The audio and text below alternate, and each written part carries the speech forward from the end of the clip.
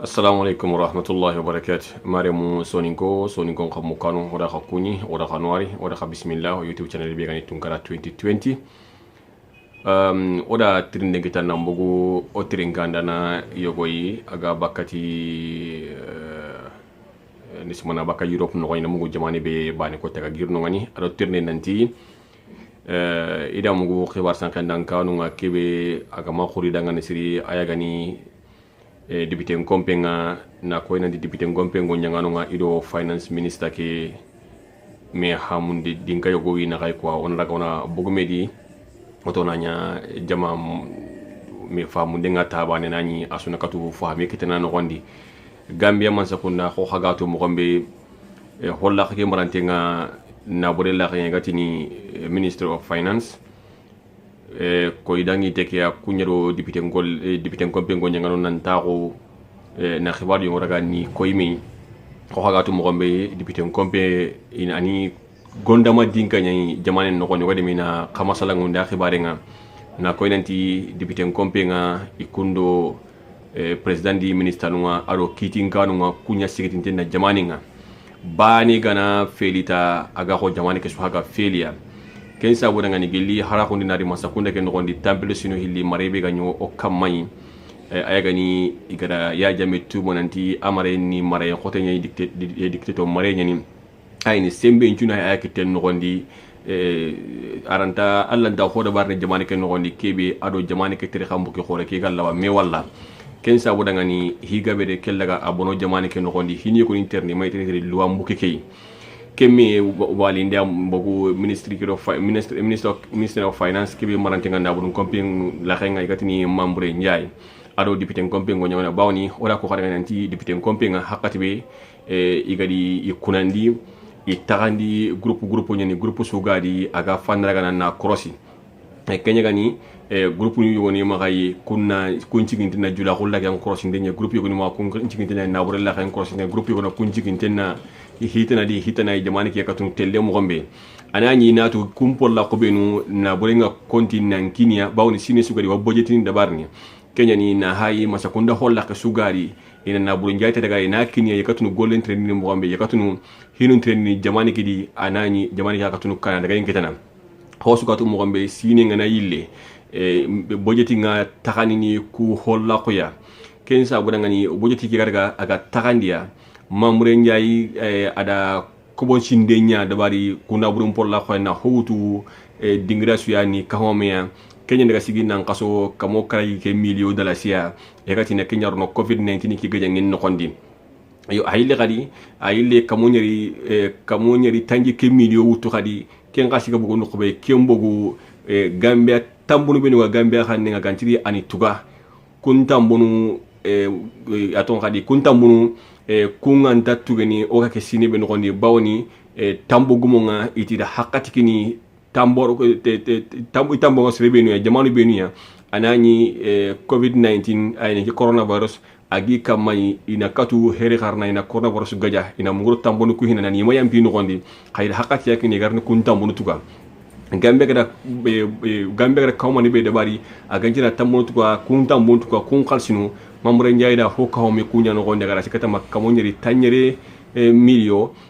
baro president baro da kunya utu na yobo marondo sukuru na jamaay le molaga ni dema tay ayda konanti nan ko be marno sukuru na jamaay le molaga ni dema kempiti hibure yo lo hakata anansiri na bokuti killunya agana bokuti kun killuya kenya na ko nanti khasike awuti killu khulle nya kama aro killu khulle khano gonde bawni nan kaso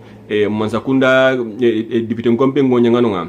ke kamo karge milio hana be ga bogo ido mamure njay gara mekata député ngompe ndoke gingi gadi ida gara mekata bawni ida kunya wara cross ngena ina ko hola khorga ni cross na bore nga golini mo gambe ado state of emergency ku yi menu balawonte hinu ngona kite igara state of emergency don nanti hada man sunan taxi batten no gondi daga na ncaage takanya na ko gani nan kaso gani mo gombe da wari nanti taji aton kadi na bore uti na fere kibare ke no gondi aka katunu coronavirus kan takatunu sembe ketana jamane kidi mo gombe ida wari nanti ke khalsi kundo aka wuti ke kamo karegi milio bega bogo masakunda gonya la kokui bawni igan takat girnan khene dabar ni gollu ngan takat leti mo nga hada mangi bateni kemme frente hada barni mambre nyaayira wari nan tiko honanti di bakka kumpol la khuya ina kullaga ini kaho me coronavirus na katu gajana kina da sikata makamo kray ke milio de la singodi mina amasala khada ngani ke kamo kray ke milio de la sibugu mo gompa kanya kundoy kayda ko mambre nyaade nanti antasiri ani kitello khalsi nongani khalsi be angala warnanti dibite ngombe nyanda kellaga na sembindi holla kasiwa nanti ini holla kulaga ni ternetay gelega na nyaga hataji khalsi nambu kunginguya anansiri anakinyi dibite ngombe nyanda ngani adi na wutu domi ina fa mo nanyi khatu ahun nogondi ina koyme agantin nan sa koyabe na sa kenya kan gon kakim ba ni dan dattelle nanti ina khalsi wutu ti duya kununga sembenta dangani ken jembenta makai ken jembe khama kinega ana khashi wutu dingra ana ro dingra nani dibite ngombe takala kama mamure nyaaya kenya minister of finance akenci kya kama nanti sabu bigani gira dabari sembe gwani khama kai ken jembe ituganti na kenya kenchembe itugantene kenchembe akamai iholla ke ayni minister of finance mpolla kenga kenja banci gi ira ko khashu ni rondi dingran kuya kadi bitan gombe ngonya ngano da kya ko wana ngani nanti kesemi be tugantenga kamma sembe kiranta sembe nan ko to constitution ga ayni jamane ke tere khambuki ida kelle ga da khuranda ga nanti asembe nta dangani a holla ke we ga ni minister of finance ka sembe mo aranta dangni kun khalle ke kamai ida kingo ngol daga na ko daga ni adungi daga na kota ka nanti ko bawni nan kaso ini golini kununye ida ke ko nanti ogani golini mo gombe walla hinu ngi terne mo gombe ado nanti kenyani hikhule nyimi it kunta bana mo anga hiyo do barni ado nanti kenyi mani sabanga walla kenyi mani kili khulle nga inta bana mo ida ko mamburen jere itana munguro tampilo sino hili marebe hinu ngi terne mo gombe ana munguro king al halay ana famu nanti kembri nunga mare nga nyem mogombe aro sasa mare nga tele mogombe inta bara mogoy bawni kembri mare mogonga aro sasa mare mogonga difference khore ni ngayni difference dinga nyani naga ken sabo ngene ken khurani mambre nja yido ken taxe no gondi ibe gani sidia jata ado groupe le munga abi no gondi yakumba jaite ado tomanjay kayni ado kubeni wa golni ken polla qiyam ede kede gan na khurande na diru khara baka constitution ken gondi ani jamani ke terxambu ke ida diru khara baka ken gondi na khurandi hibe gani mambre nyaaya na koy nanti sembe sunda da herenta dangani agal labay ku khashin wututi duya ani fere dingrabe gallinga danga itantanya na kununga khashu gona pare baka mana mburo dipite compagnie na mboga khala ita na ko aga ne ko dipite compagnie ya aga ma i place daga na kinia ara ne kunta ko nya da bari dipite kompenga kira ko nanti iman ne kunta ko da bari dipite kompenga de akende kya ko nanti iketu ndenga kebe kama kenni public finance act kirani terkile gwai agi magai finance holla kenga ani na burum kompeki holla kenga adabari sini ujunu li tamro na kato atitu gantinya kenya kamai itara maka tuyi kenya kama bawni kenga sembe mo homo arantai trexambu ki khore ke baka ede kelle ga bangandi hibegani mamure njaya sidia jata ara ko nanti ara deru khara baka constitution ke buki khore no gondi na mbugo kamedo tankare der sikandinga na qurandi mamure njaya nanti bawani ku kalsi di benu garno ku holla koy minister of finance asem bentana ngani akema ku kasura kan yiro kumpol la ku no gonde awa ken no gondi holla ko benu ngani so xem pol la kay nga yonki jam pol la kay kharangem pol la kay kusin holla ku nyangal tan ci kuni minister pol la ku nyai sine ngana kara iga horga na kini ku shegi gollo gani trendi ata sembe na député ngombe mbane ko tiada ngani ku kalsi no igi wutu baka ku dingrani ni roli dingra tanay kenche besunta mamure njayi dangani na koy nanti ira ko nanti haraga nani iga hibe khali contingency fund ko iga hakati be iga député ngombe ngara ku kasuru ga ni takandi sine ngana yille ne iga ho khalle na kinai iti député ngombe nga hibe gani jamani ke man sakunda nga ima sagundi de bari duran khalsiya angati kenni fankantanye anani gelli kudi meni balonte hinu ne kenyi ina kullaga ni jaratia iti keda sakka ko ngelen khali anti contingency fund ida ko nanti kemay sakano nganiyo ken sa wan sigi mamula jay khara kera ga nanti ko inan sigi na kede bare iti golle ke nyangin pedi hibredi khara golle de bare mo gombe anda sirna de bare kunni bawni ken ta khureri tini golle no gondi kebe ga kit katini khalsinga ke ma kati khalsinga su hota ga katu daga katu ken khalsiya iti kenna sikka nyartini golle no gondi wonati khara ngani hibe gani yakumba jayte akende ke ko nanti mamure njay man khanda kanondir di kata député ngompenga nan dan taxindi kudi menu higene da bari ada ko nanti gelle bawni nan qaso ida gongo kamo kare milio hana kebe ga wuti ida gongo ken no gondiya kaga yille ne gilli ga daga keme golli da bari khadi na nyille kamo nyer tangi ke milio wutu ken hoy angar ngani ken ne kon ta ko député ngompenga mamure njay nciri ani kiten konko baka ken no gondiya na ko xay nanti hibe ga député ngompenga i sank halle ido ke taxe no gondi ido mambro njay gada me hamu lagarunga ay mega yille khele nanti ko ima gemundi intri na likatiya ka kesu ko monte i khansiri ina tanguta wutuda batenga bawni kena ko akada luwalu nya sori iganya kunandini agantiri bakar kilibe ne ra kunkilo loga adi soriya sembe nga député ngompe keda ngani mambro njay irabai inadenge kitenga na koya yinanti ada kilengara ado kiben khawa ina kenya ngai sembe ga ki député ngombe bayna ko anako sembe be ga Gambia kitin ka hore gatin high court kemme sembe wa député ngombe go nyangon khadi mamure njay ina impeach ayni ina bugu golle ken gondi ina certain auto na ile sagane mamure njay place ni gondi ken sembe wa député ngombe ndangani hakata bawni ku taxele mukundu ida ku da bariya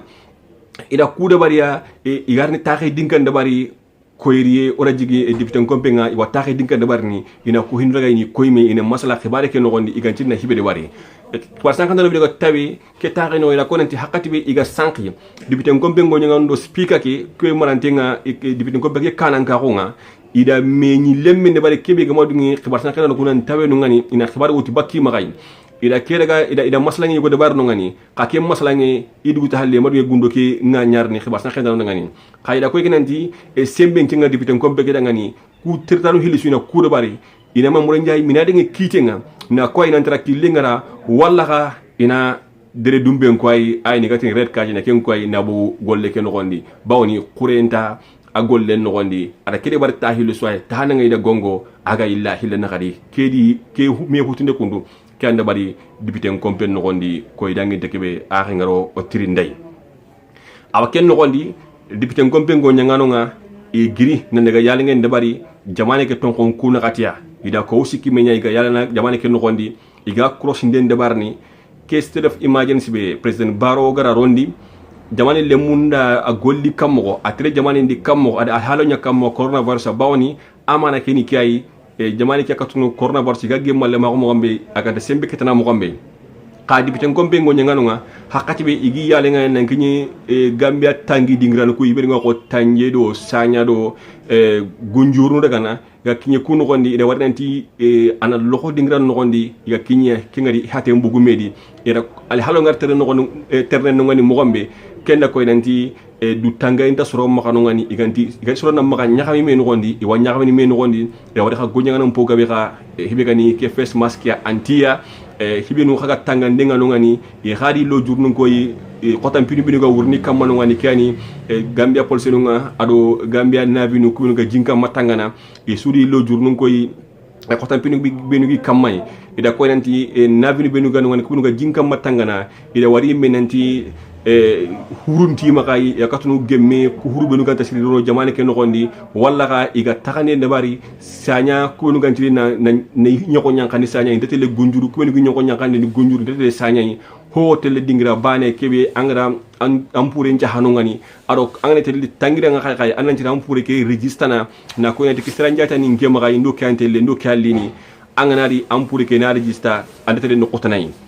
eda ko nanti police no ngada keke njigini no ngani anani hure ngata le dingrabe gelli golle nga jope ko ravoro skena image stelef image skena lo ana dingra bana nyai anga daga tangi anganari antele sanya yi bawni am pour register no nyai hure tanaranta dini na lisanya aga ma register no ngani ite ke khurante ngi dangani eda ko nanti khota be yikamata kenni gay du tangani hon yogonu kun kondo tengi maka ado gadi hure nda navinu kuma katunu jintangana bawni eda ko nanti dingra ni gonu wadi hurunga gilli Senegalia hurunga gilli dingrata no kungarni kayni illandinia in takini dingrata bawni huru kundarata ido nyoko ngari wala ido sobe ngari domin ini daga ni picco ini sagandi in takarno jamane ken ngondi kom picco no do ditande ben yere kitaba ka hure ken ngondi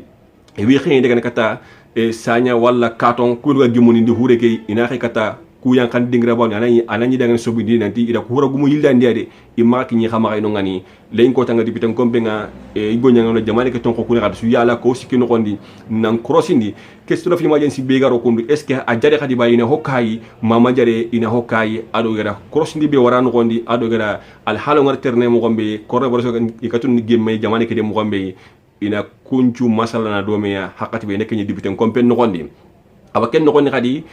hibe gani constitution ke lengi ko tanga CRC kun kaga tago igara jamane ke tir xambuki kurumba yugo prandi nanti ko len ko tanga golle mparnya kenya kamay kembuki nan kaso prandi na wara kama anyeme yonto kata his excellency president Adama Barrow a khani ya khengur na kamay na hay gella ganani dingrana binu igara fotunu ndabar no gondi adu ganti ni mo gontal la ndabari ida ko nanti len ko tanga ken kha joppen nan kini kata député ko kata député ko penga ya khaki tuute ndabar na kamay ina hay kata analo jamane luwan no gondi hoga bere ka ko nanti hibe gani president Adama Barrow a tigiti ndi buki ke ya amadu nge jonta ko dabar na kamba ina yoto kata député kompenga ma hibe gani politicien kuna tuma ndabaray nanti ado ho hontami aga ntakanya na hakati lega na lirindi anani onaro considérer onaro sine nakatu hilene anani aken nakatu sino hilime sino kargen hilime tawno gadi bawni hibe ga buki khore ken gondi kenni ke sino karge bi agra tawkunu kira kape kontikia de karondi buki khore ken gondi sasa anani aken ngara hajopena kenya hakatinga anna tamun hilli bani ko tata ko ayni sino kraganu hilli alanta ho saka kunchino kraganu hilli kamay eti ha kendo kiana me ke sino kragi hanabe agano goni kurani kenta ka continue